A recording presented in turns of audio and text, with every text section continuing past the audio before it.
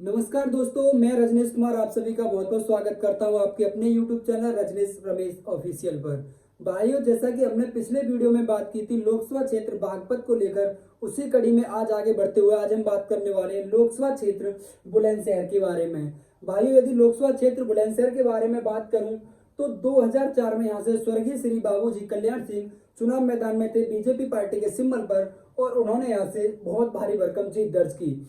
उसके बाद 2009 के लोकसभा चुनाव में यहाँ पर समाजवादी पार्टी के प्रत्याशी कमलेश को जीत दर्ज हुई। उसके बाद मोदी लहर में 2014 और 2019 में ये सीट डॉक्टर भोला सिंह राजपूत ने बीजेपी पार्टी के सिंबल पर रहते हुए जीत दर्ज की। उसके बाद अब 2024 के लोकसभा चुनाव के लिए भारतीय जनता पार्टी ने यानी एनडीए गठबंधन ने ये सीट एक बार फिर डॉक्टर भोला सिंह राजपूत को सौंपी है, और बीजेपी प्रत्याशी के तौर पर वो एक बार फिर यहाँ से चुनाव मैदान में है।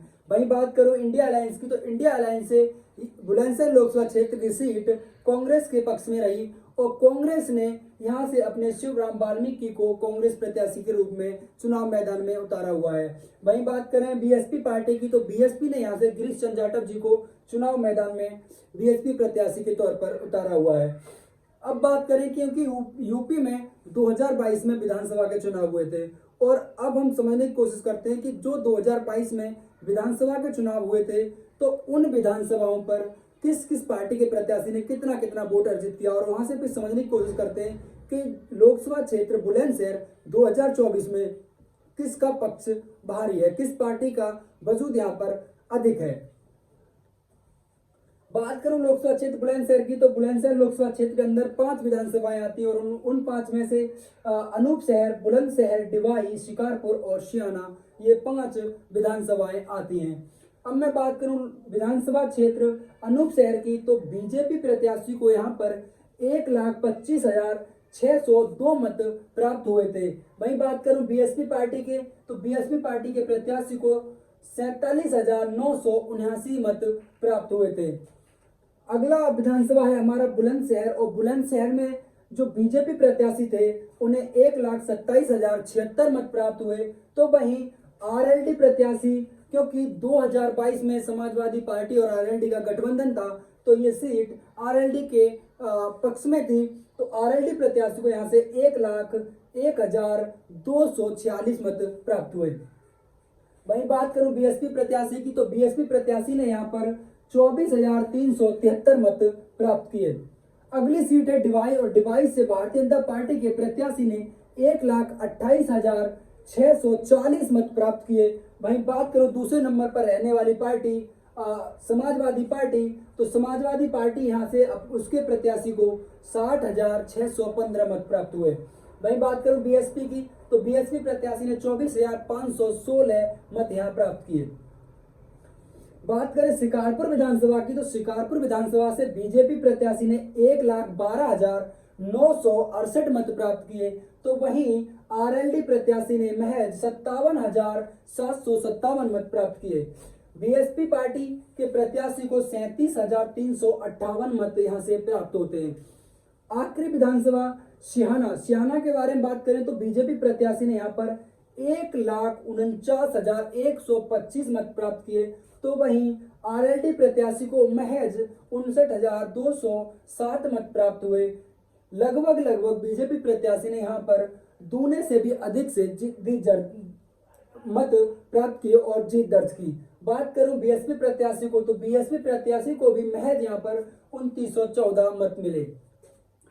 क्योंकि 2022 के विधानसभा चुनाव में ये पांचों की पांचों सीटें बीजेपी के पाले में हैं, और उस तरह से अगर देखा जाए तो यहाँ पर जो पांचों की पांचों विधानसभा हैं और उन पर जो वोट अर्जित किया गया है, उसका बीजेपी पार्टी का जो वोट है वो लगभग 6,43,414 एक बहुत बड़ा नंबर बैठता है पांचों विधानसभाओं पर उनके प्रत्याशियों को द्वारा अर्जित किया गया वोट बैंक।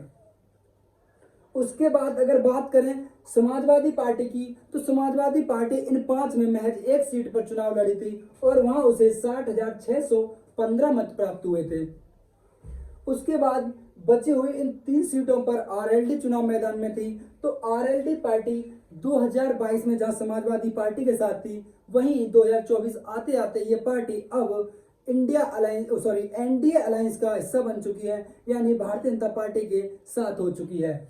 तो ये वोट भी लगभग अगर 60,000 इससे यहाँ घटा दें तो 2,18,000 वोट आरएलडी पार्टी को मिला था समाजवादी पार्टी के साथ गठबंधन में रहते हुए।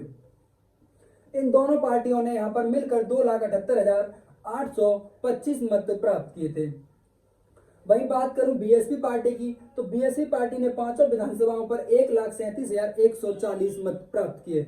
अब यहाँ इस नंबर से समझने की कोशिश की जाए तो आप इस चीज को बहुत भली भांति समझ पाएंगे कि 2,18,000 वोट जो आरएलडी ने हासिल किए थे 2022 में, वो भी अब कहीं ना कहीं उसका एक बड़ा नंबर अब बीजेपी पार्टी की तरफ खिसकेगा, क्योंकि 2022 में आरएलडी समाजवादी पार्टी के साथ थी, तो वहीं अब 2024 में आरएलडी बीजेपी के साथ गठबंधन में है। 6,43,414 एक बहुत बड़े नंबर के साथ बीजेपी पार्टी यहां पर पांचों की पांचों विधानसभाओं पर जीत दर्ज करती है। और अब यहां से अगर समझने की कोशिश की जाए, जो 2022 में जो मत पड़े, अगर वहां से थोड़ा सा समझने की कोशिश की जाए तो आप ये देखेंगे कि लोकसभा क्षेत्र बुलंदशहर में समाजवादी पार्टी ढूंढने से नहीं मिल रही है। वहीं बात की जाए आपके सामने अगर कांग्रेस के प्रत्याशी, क्योंकि इंडिया अलायंस में ये सीट शिवराम वाल्मीकि को मिली है, तो कांग्रेस पार्टी को भी हम महज पांचों विधानसभाओं पर जो मत प्राप्त हुए थे वो लगभग 12,000 के आसपास हुए थे। तो ना तो समाजवादी पार्टी और ना ही कांग्रेस पार्टी ढूंढने से यहाँ नहीं मिल रही है। इस नंबर से तो समझ में आता है कि अब तीसरी बार फिर कमल खिलने वाला है। अब बात करते हैं कि इस लोकसभा क्षेत्र का जाति समीकरण क्या है। क्या कुछ जाति समीकरण से क्या किसी भी तरह से कोई पार्टी भारतीय जनता पार्टी को लोकसभा क्षेत्र बुलंदशहर में रोकने के लिए रणनीति बना सकती है? जो प्रत्याशी रखे गए हैं इंडिया अलायंस में, कांग्रेस पार्टी ने अपने प्रत्याशी रखे हैं शिवराम वाल्मीकि, जबकि बीजेपी से डॉक्टर गोला सिंह राजपूत और बीएसपी ने गिरीश चंद्र जाटव जी को यहां से अपना उम्मीदवार रखा है। अब बात की जाए कि इंडिया अलायंस के लिए बात की जाए, अगर हम इंडिया अलायंस की तरफ से थोड़ा सोचें और देखें तो इंडिया अलायंस, क्योंकि समाजवादी पार्टी उत्तर प्रदेश की एक बड़ी पार्टी है इंडिया अलायंस की, तो उनके पास यहाँ एक बड़ा नंबर है उनके कोर वोट बैंक का, और वो है मुस्लिम मतदाताओं की संख्या बुलंदशहर में 3.5 लाख के आसपास है। और एक बड़ा नंबर जो है वो उनके कोर वोट बैंक का हिस्सा है, क्योंकि हमने ये देखा है कि समाजवादी पार्टी की राजनीति एम/22 के आसपास, एम/22 उनका एक कोर वोट बैंक है। तो उस कोर वोट बैंक में 3.5 लाख की संख्या में मुस्लिम यहाँ पर हैं।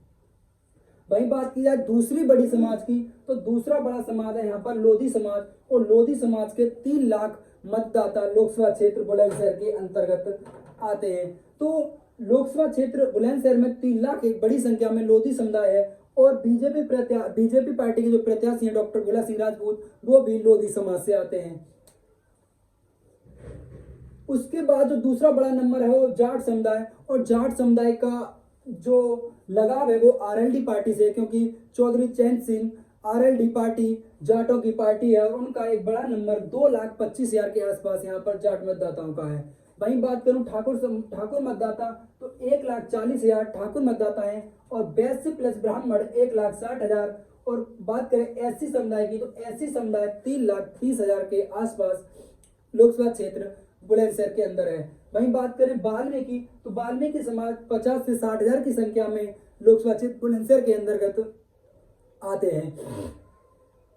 अगला समाज है हमारा गुज्जर समाज और कश्यप समाज, तो दोनों ही समाज 40,000 की संख्या के साथ लोकसभा क्षेत्र बुलंदशहर के अंतर्गत आते हैं। इसके अलावा इसी तरह छोटे छोटे संख्याओं में अन्य समाजों के भी मत हैं। आप एक चीज समझने की कोशिश करेंगे कि अगर हम यहाँ से जातीय समीकरण से समझने की कोशिश करें तो आप पाएंगे कि Lodhi vote bank, Thakur vote bank, वैश्य प्लस ब्राह्मण वोट बैंक, ये तीनों ही vote bank Bharatiya Janata party के वर्तमान समय में कोर वोट बैंक हैं।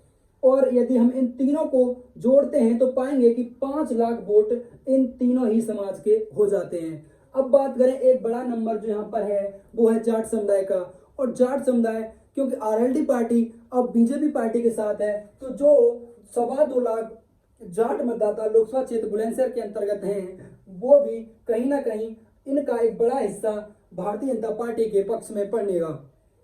जो इनका वोट यहाँ पड़ेगा उसका 70 से 80% जो मत वो कहीं ना कहीं बीजेपी पार्टी के प्रत्याशी डॉक्टर भोला सिंह राजपूत के पक्ष में पड़ेगा।